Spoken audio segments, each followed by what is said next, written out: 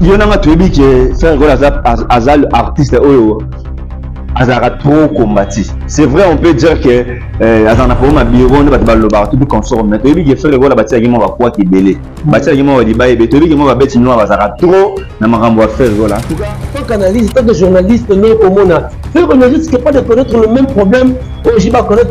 Et Azabé même l'autre, oh, il a connaître qui n'a rien à rien. C'est ça. On va dire que faire bah visa et Zara pas problème bah t'as un problème là bah toi Schengen bah bureau à faire bah ça va être compétent ou bien ça.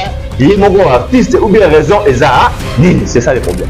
Et donc on a un héritier Watanabe sur Michel Rocco mais la gloire a dit article à ça la guerre en affaire quoi. Ami moto ya tembe akoya kinase.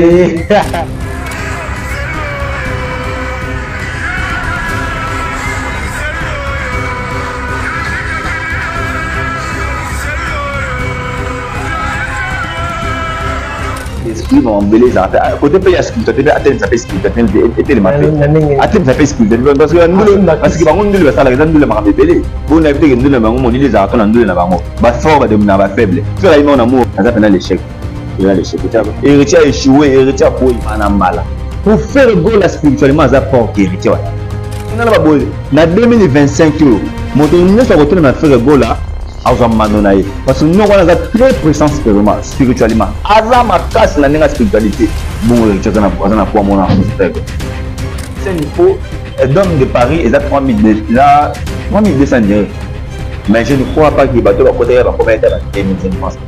Et pour une deuxième Jimmy, je te le dis sur le côté de Facebook, il y a un challenge et salama et que ils ont.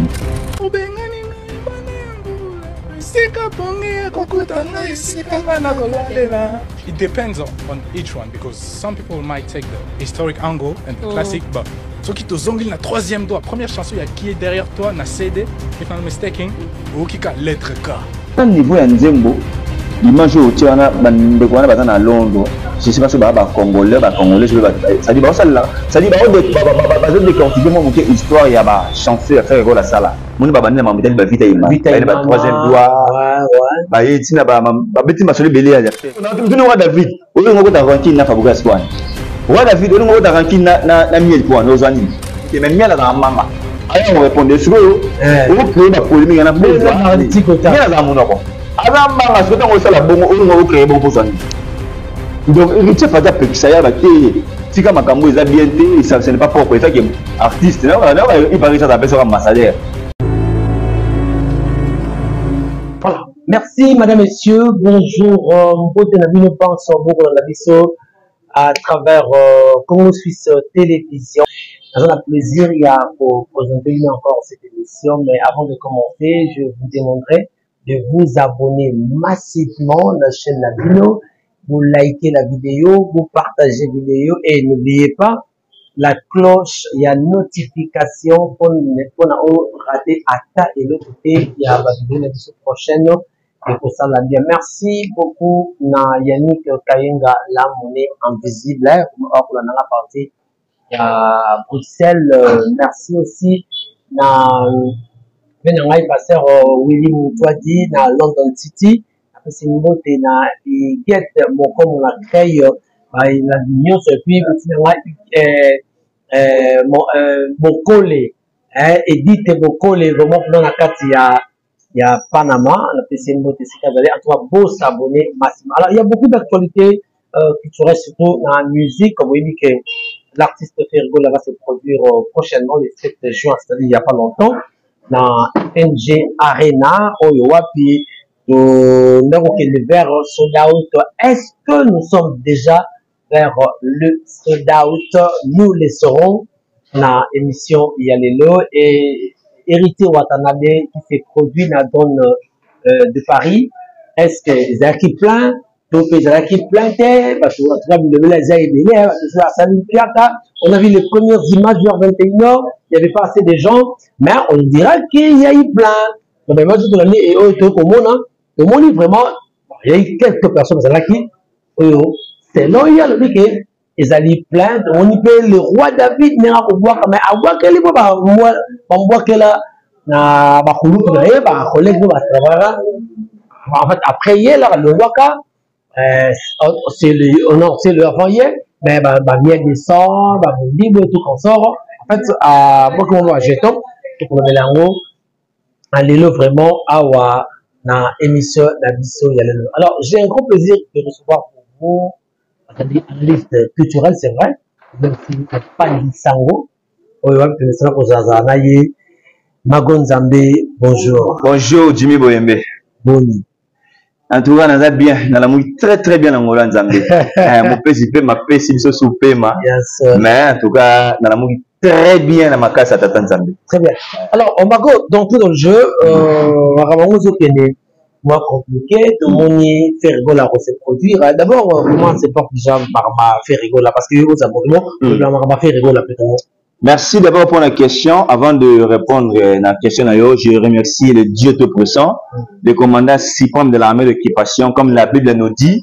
N'oublie pas les bienfaits de l'œuvre de la croix et de la résurrection de Jésus-Christ de Nazareth. Parce qu'on a plusieurs Jésus, mais ici, moi, je parle de Jésus-Christ de Nazareth, seul et unique. C'est qui croit, peine, condamnation. Pour la Massoum Nabiso, moto, Tatanza Matinagi, Jean 3,16, pour la recours pour la Massoum Nabiso. Merci parce que grâce à Jésus-Christ de Nazareth, Nana Jimmy, Tomoni matin de l'eau. Par rapport à Makambo artiste, c'est fait rigolo là. Oui, bon, je ne sais pas.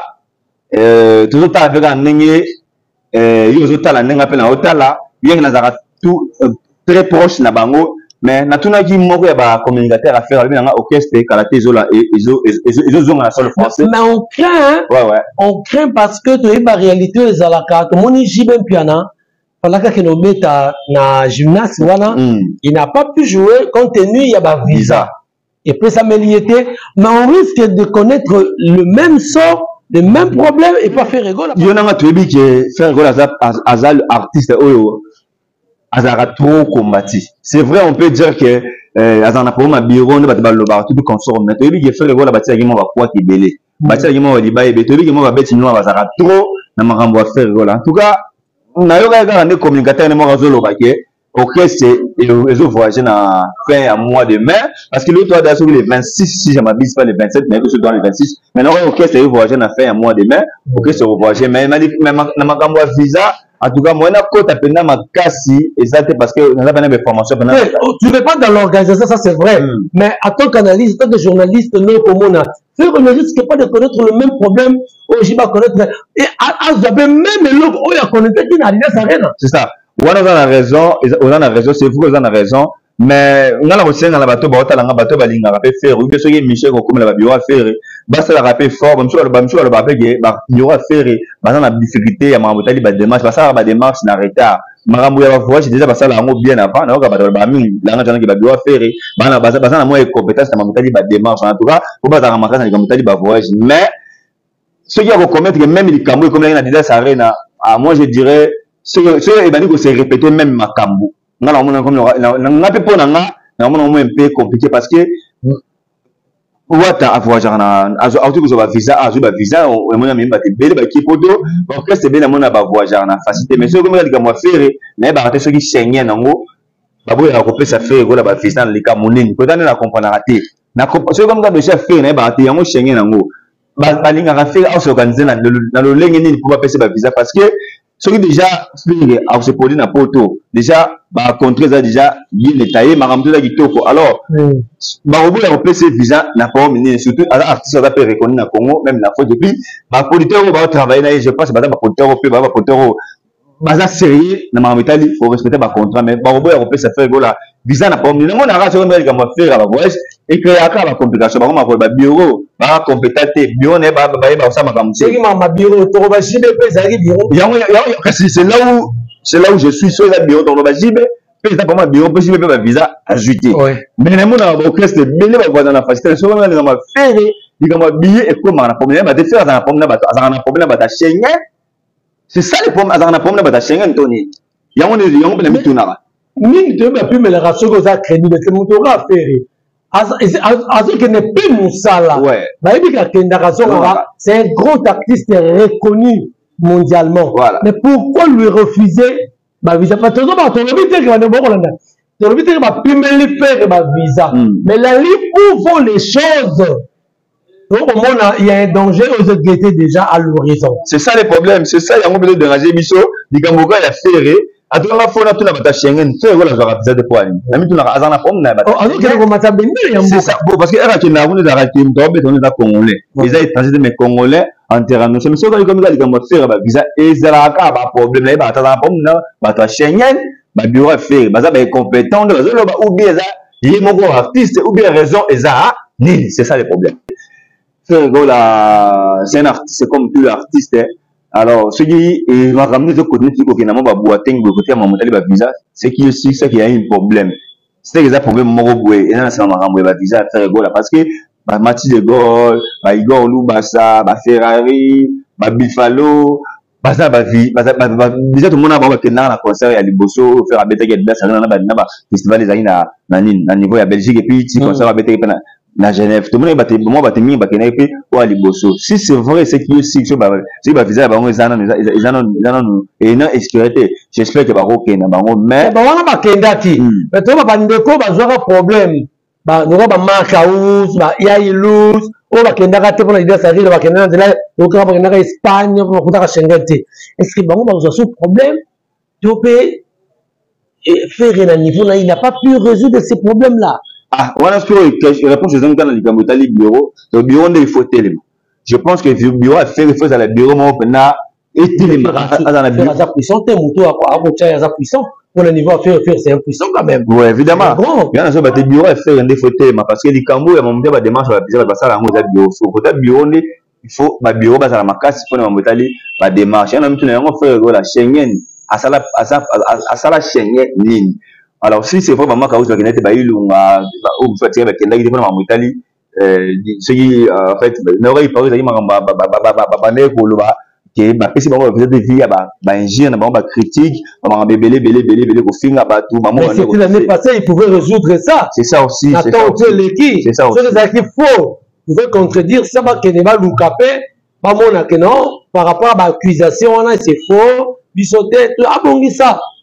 Au lieu de continuer à tourner, c'est que on a regardé les arrêts du bureau de affaires, il faut tellement faire. Pendant le bureau affaires, il faut pas à la peine bureau mon compétent dans ma moi mingi. Il y a un bureau affaires, bah j'ai arrêté comme bureau donc. C'est les agents ma c'est que bureau il faut tellement cette fois-ci pour on a posé tout le monde au grand complet, ne pas venir pour répéter tout le monde va répéter ma casse, va pouvoir constant là bien donc en fait j'exprime bah là ne va venir pour répéter, je pense que même l'euro va se produire dans Mende Komago, Tomoni, Mona Congo a posté ma kasi, Tomoni Pende Konabiso, Presse d'Angola, puis nous a réintégré le mouvement. D'après Okomona, entre Mona Congo, la Presse d'Angola. Et ça dit que Mona Congo a dit que la Presse d'Angola, Kende, Bakera Kumsusu, Yokomona Ondengeni. Mais ce qui est si on a élu Mona Congo, Bazelaï.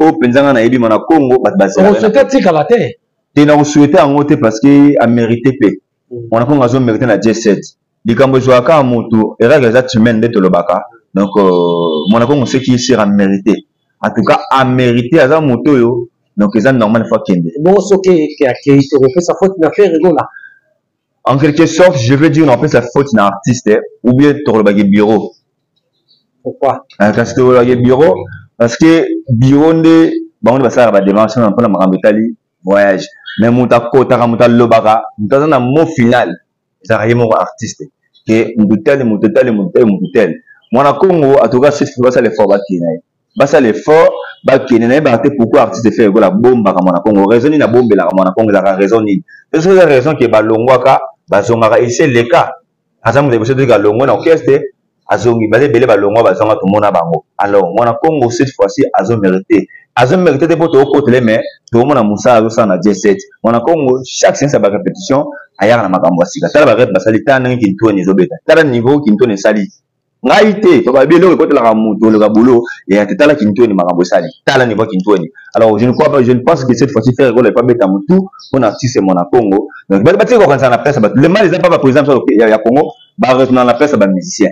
Les mal n'a pas la biso et mettre rejoindre la place à bas. On a rejoindre jamais au-delà de Jimmy. On a déjà pas na ba monter, mais on a ba nino yo kan sapona nga. Donc moi na Congo cette fois-ci, bateli ba ça la première fois moi na Congo azala.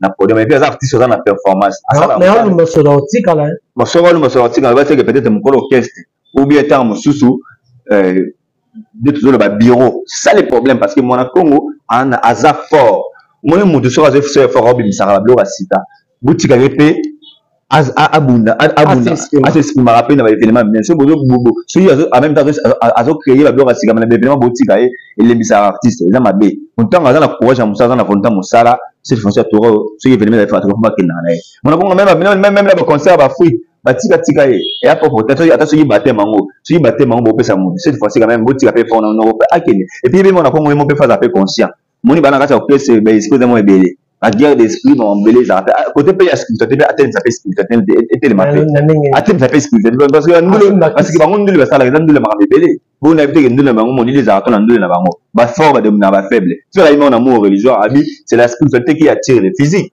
c'est la spiritualité qui domine le physique faut te m'appeler la spiritualité n'habite que simba kiss mais à fois te m'appeler la ngenga spiritualité parce que ndule na bango ba tu le place terre pour ceux physiquement dans ma mais ceux spirituellement faible spiritualité est dominante au spiritualité est dominante on a ça là fort à créer à on est physiquement mais obima ba c'est à ça ma casse na spiritualité donc voilà. OK alors parlons un peu comment vous avez trouvé la prestation il y a Héritier Watanabe Motona Tembe oyo nderumora Emile ame moto ya Tembe akoya kinase.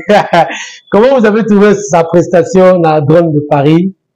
Déjà, je dirais félicitations à Héritier parce que Azara mouvement a un peu décisif, Azara trop décisif, Azara peu ambitionné. Donc sur Azosa Alikamunae, Akena Montina Souka. C'est ça qu'on appelle un vrai leader. Leader Azara na force à caractère. Là où Babi Gemarbe Simba te dit tenga na Ochamutu, ce qui peut s'imiter au télému, et Babi c'est Kabao là au Katana, au Polybilam, au Polymabo, au Polybazil, au Kéyan, Babi a force à caractère. Bon, Babi n'a écoute bien, Oazé écoute bien, dans la coste. Coucher la coste dans Marambo, il y a la coste de l'Ongolais, la coste ça a l'échec. Il y a l'échec. La coste c'est l'échec. Il y a la coste pénale concert mort déjà c'est au coton pour les pourcentages. Non, on a dit de la coste dans Marambo. Moussa ça Moussa naïe. D'abord il faut. Moi dis on a thème prestation ça va. Bon, en quelque sorte vraiment objectif. En termes de plein, parce que le long courrier on a danger mais sur notre réalité. Les gens vont se moquer de toi. Parce que il y a conseil qu'on a battu. La concerne d'abord qu'on a full. Entre habitants, bateau côté si après c'est ma voyez maintenant. Voyez maintenant comme la deuxième place, l'année full. C'est quoi bateau va juger bateau va la remonter échouer pour bamba côté bazorani. C'est ça les problèmes liés de la montée à échouer. Bon, aux la fanatique il y a Fali, il y a Ferré, il y a Nani, il y a Fabougas. Aux la moninga a échoué pour y sega. C'est aussi on a n'importe sega qui va qui héritier a échoué, héritier a couillé. Il y a c'est masco gagné. Parce que mutazo betana c'est un Congolais. Bien yembongo yem ta rojo côté na compte mais c'est total la culture totale la musique parce que culture dali mama branche la musique était là pour moi ma casse nous savons tous que culture là mon mais Congo était là mingi la musique mon Congo ma vraiment na tête la culture OK culture ça très ambitionnel dans la tête si soit bien comme non ça là mais et le monde on regarde ça na Héritier Watanabe so Michel Rocome la gloire a dit atika ko ça la guerre na faire rigole atika ko ça la guerre na faire rigole maza musicien na boité et ça concerne notre fait ça na bango manambala pour faire rigole spirituellement ça porte Héritier Watanabe ngalo maman ba blague ba bango ba jamais maman ina de près mami a lobé salama pour faire rigole spirituellement à fort et puis na ba boy na 2025 moto nyonso a retourner na faire rigole là parce que nous on a très puissant spirituellement aza makas na nenga spiritualité c'est-à-dire da sacrifice na yé à ça là pendant longtemps et foutu donc mon temps on a assez mesuré na faire voilà on a appelé makas je te le dis azala makas pour Jonas spirituellement aza makas et puis physiquement côté makambo yemba et bien non que faire voilà c'est un monstre na makambo yemba actuellement mon temps on a déjà na ba route actuellement parce que les frères de makambo cha et ma comme mais sur spiritualité est très élevé le matin on va combattre cette fois-ci là ça les rêves comme ça vous allez rêver bien nous avons un problème parce que faire la spiritualité dans ma casse na bato batela yeba bakal baza maile le Héritier Watanabe atika ko combattre la faire na ça c'est na olobela elle vitara mingi makambo faire na mungu na ye pour ngana na mona pèse moto ba yami faire une émission azo critiquer Héritier azo finir na mona te mais Héritier pas finir ya on a le bité tant on a que Héritier atika makambo faire azana ba façon monsieur lobelara so au type la mato il doit comprendre que azo tumba azo tout faire mais la ndenge ya sagesse et puis batu na batika ko sola makambo à faire et ça va mon rien oui je vais dire attends là parce que qu'est-ce que tu veux mais tout le monde va gaulois tout le monde va warrior tout le monde va on est pas allé te boyena na mona te parce que tu na boyena na mona ba fanatique a fali na faire na mona te mais na bi gaza ba bazara illusoire hein ya za ba fanatique bo ba na concert non na ele mais pas amour nini concert il a hérité et ça concert illusoire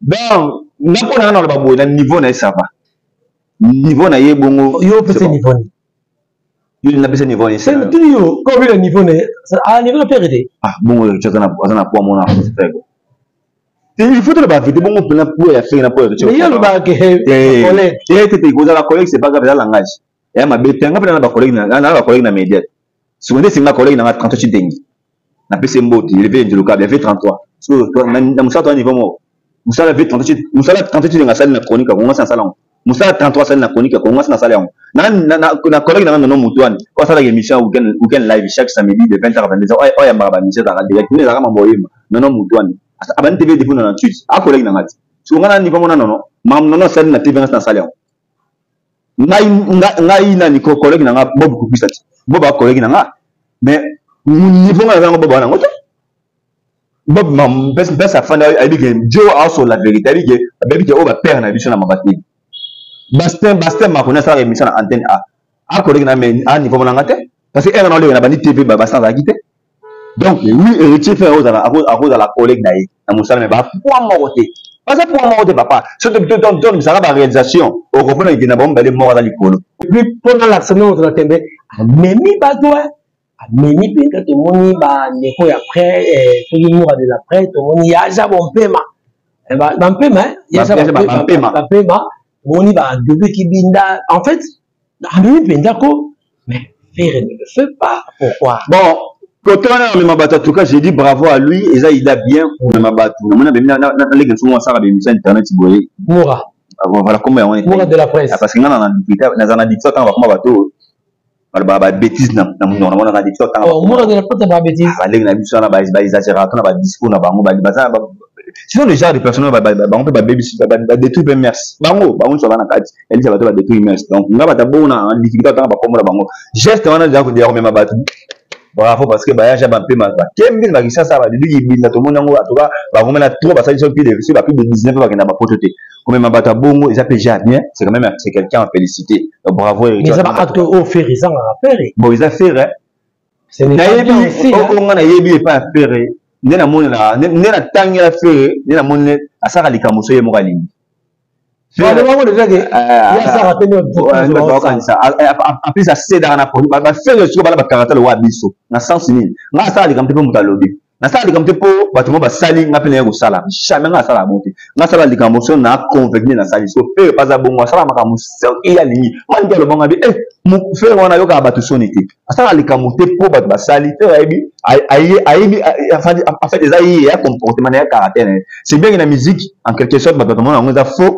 pour ceux bato ba bundela yo ba so défendre yo na retour peut quand même faut aux hommes ça à sincère mais je pense que faire yé mo pourquoi aibi pourquoi ni ngavo même bato musu parce que avec na mama ça musu na yo ka maso ke ba kini na yo ka maso ke na ba tini ba kolla ye ba yebi tout consort mais ça ngo me on a pote yé mo aibi raison Jimmy les mal pèse na bato ba bato ba me bango ba kina rapporter o ba kina rapporter so ba comme na porter ba changer ba discours muto adaki fanatique pour faire pour fali pour héritier pour fabougas pour fouer pour JB mais ça comme poto ba discours échanger ba et les hommes ça et eux ça fait l'idée ils ont pas comportement il y a ba ton sur ba poto le lot la pas tu RFI maramozolo ba concernant héritier bien que vous avez une vraie version maramozolo parce que ba pas tout ba na tout ba bablo ba bongo et après ba bi pourquoi ba ba bongo ba ken ça le bablo ba na TV et bi tina ni na le bango mais en quelque sorte ba comportement la moi zo kana et kana ro ne musu ba porte zokanga la bande les portes aux c'est ça aussi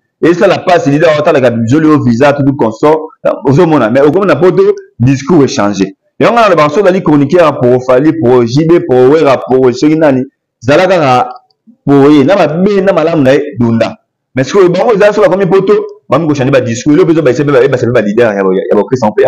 Ok.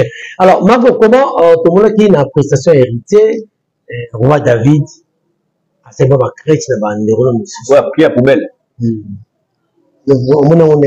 Mais Roi David, ce qui est Michel comme là, Nena mon la Roi David nena ebile, azap na casquette ya munda ba polémique. Nena mon la Roi David, les abatini héritier tatini. Zana zoya, nena mon la Roi David, moni polémique pe pour signer senga pe o la tango pe lanzo. Roi David ndia azap na munda makamba polémique. Azap na munda makamba te. Qui wana poubelle, je ne pense pas qu'il a dit qu'il va bon ça abonga pour avoir un miel. Aboua qui là-bas, celui bah Fabougas, bah des on a gagné quelqu'un bah miel de sang. Mais Roi David atika le logo ils a propre. Puis ils ont musicien. Et ils ont un collègue naïe. Un collègue naïe na ma musique bien que bien que akutara héritier na une maison mère. Si bah l'on a déjà bah après mais héritier à collègue Roi David na ma musique bah collègue.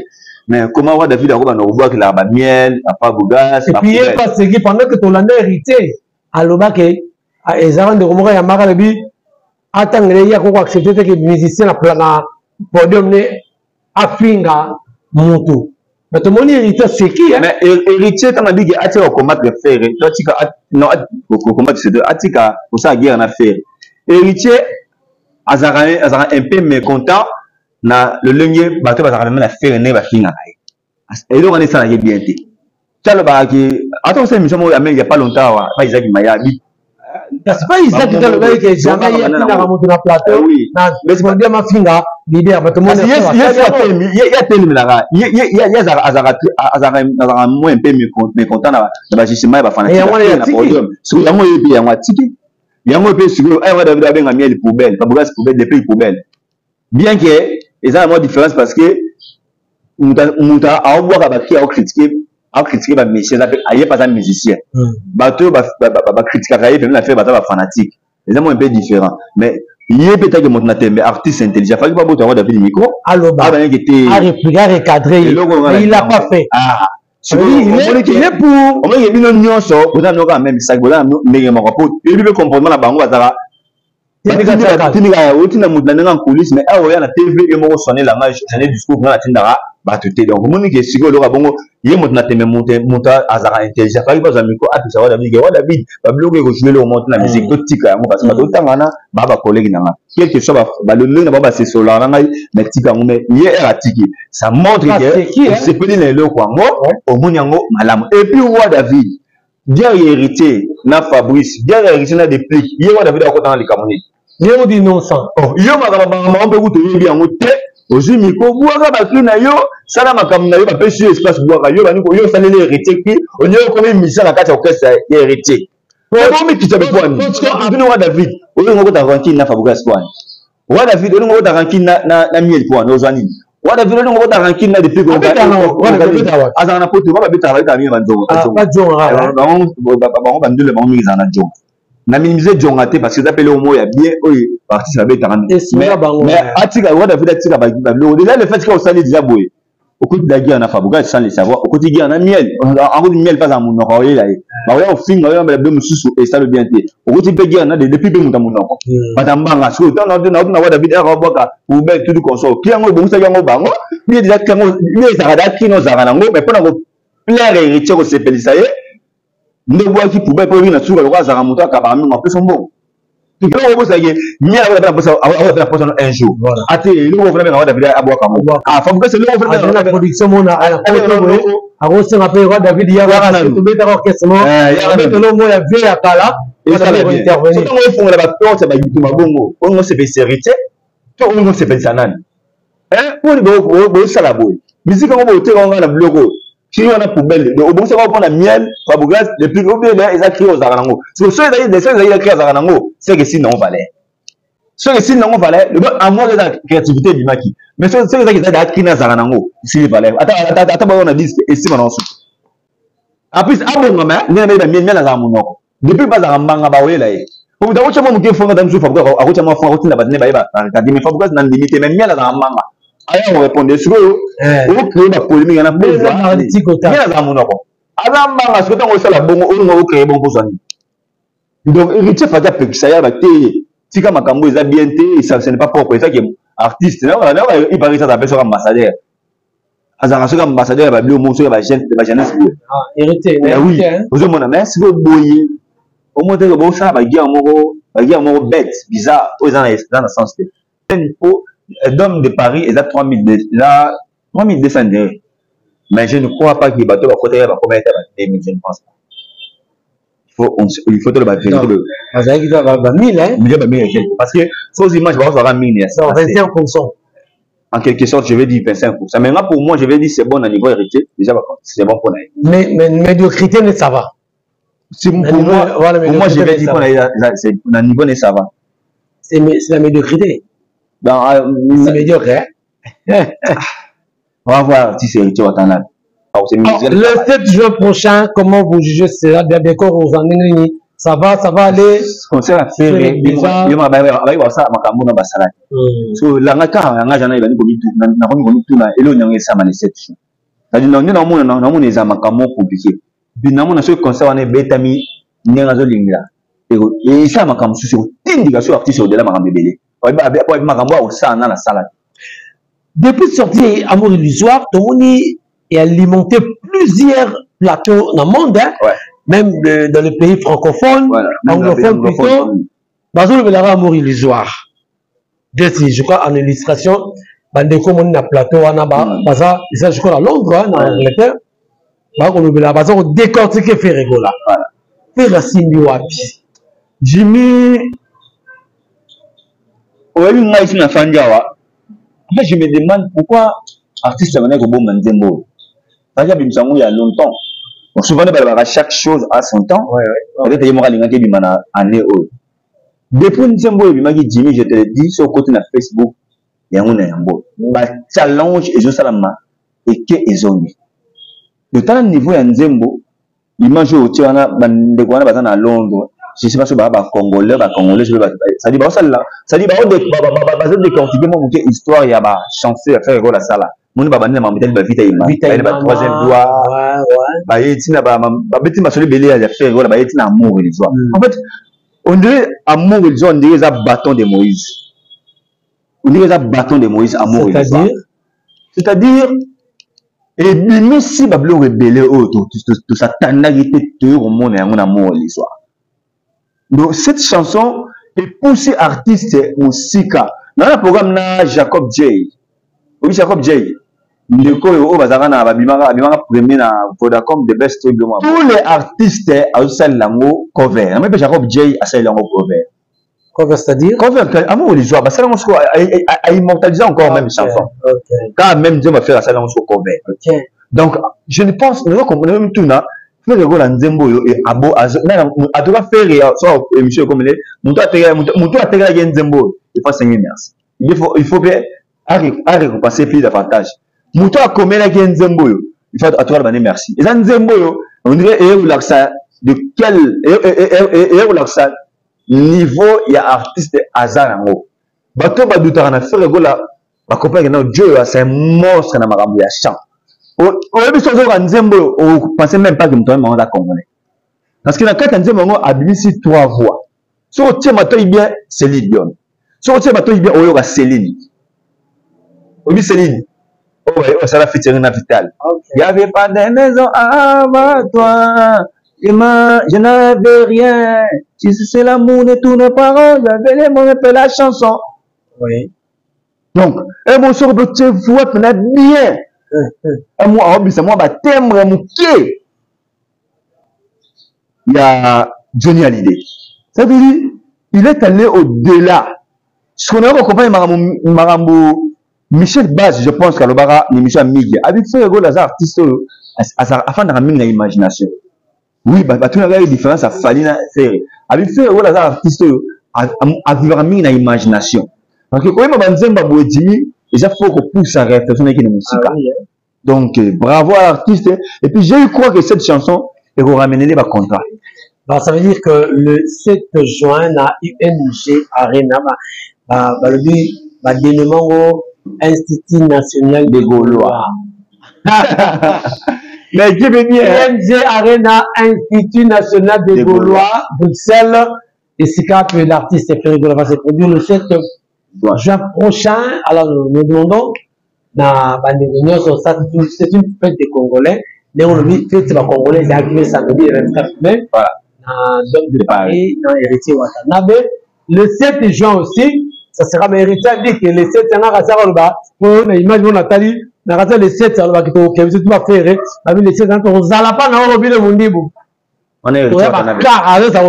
On a pas car, on a pas, le 8, le 7 le 8, c'est normal, à que la Robin Mundibu va fleur, acheter les fleurs, à soutenir, parce que Robin Mundibu a des missions, à ce que héritier Watanabe bien, à ce que bien. Donc, bon, pour moi, je vais dire, ils avaient des erreurs, ils avaient des erreurs moraux, ils avaient des erreurs. Voilà, c'est bien, Robin, c'est bien bon. Est-ce que nous avons déjà bien, mais Pablo Moussou, et ça dans leur côté. Je pense que le Robin a Robin, on n'avait pas trop fort. Donc, ça a beaucoup plus se concentrer dans la carrière dans ma caméra. Parce que la caméra battu, la caméra battu, ne s'il me fait ça poids, il me tombe pour la et ça m'a bé. C'est-à-dire, ils allaient concentrer d'abord dans ma caméra. Ça va d'abord au top on a si. Donc, fallait pas qu'on m'a fallu l'eau. De lui, mon c'est pas qu'on m'a fallu. Faire, héritier, pour être élu. Ça veut dire que tu as fait au début, la fanatique à Baninga. Ça veut dire pour là, ça mon opinion, on va mon opinion là-bas. On peut pas aller faire pour nous ramener héritier, et on lui tombe à monter. Vous en avez le remonter. Déjà, vous en avez par contre, on s'affronte le boulot. Donc, il y avait rien, merci beaucoup de communication à Souka. Moi, j'ai deux personnes, donc à boire la mission parce que je peux estimer que nous sommes vraiment. Rebecca Toto, Diamant, à Londres. Azaka Yemoro, celle est unique. Alors, on l'a Londres, Sony, dans mon bétail habillement. Elle s'appelle Madame ou bien Sœur Nabiso Rebecca Toto, Diamant, à Boya Pirate Nanzot.